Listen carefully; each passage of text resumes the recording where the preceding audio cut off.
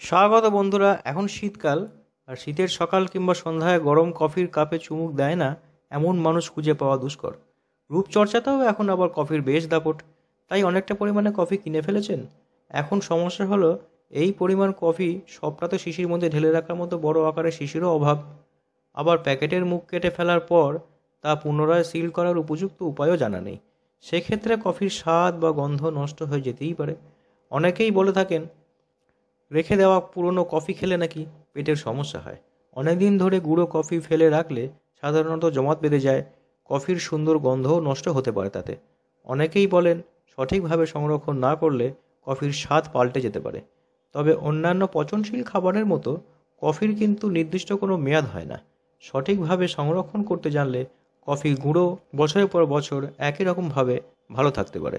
সেই কফি খেলে পেটের সমস্যা হওয়ার কথা নয়।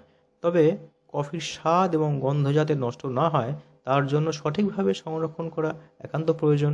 কীভাবে বছরভর সঠিক কফি ভালো থাকবে সেই পয়েন্টগুলো এখন আমরা দেখে নিই। প্রথম পয়েন্ট হলো, এক্ষেত্রে আপনাকে বায়ুরোধী কাঁচের পাত্রই ব্যবহার করতে হবে। শিশির মধ্যে যাতে আলো হাওয়া কম প্রবেশ করে সেই বিষয়ে নিশ্চিত হতে হবে। দ্বিতীয় পয়েন্ট, রোদ লাগলে কফির সমস্ত গুণ নষ্ট হয়ে যায়, তাই রোদ আসে এমন জায়গায় কফির শিশি না রাখাই ভালো। আবার একই রকমভাবে অসুবিধা হতে পারে আগুনের আঁচ লাগলে, তাই গ্যাস ওভেনের পাশে কফির শিশি না রাখাই ভালো। 3, জলের জায়গায় কিংবা নোনা ধরা দেওয়ালের আশেপাশে কফির শিশি রাখা যাবে না। তাতে কফির দলা পাকি যাওয়ার সম্ভাবনা কমবে, কফির গন্ধ বজায় থাকবে অনেক দিন ধরে।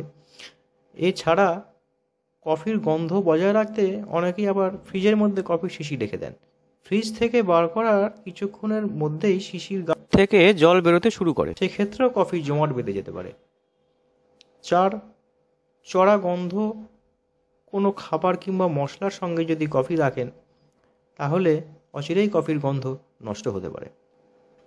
অভিজ্ঞরা বলছেন কফি যদি রাখতেই হয় তবে বিন হিসাবে রাখাই ভালো।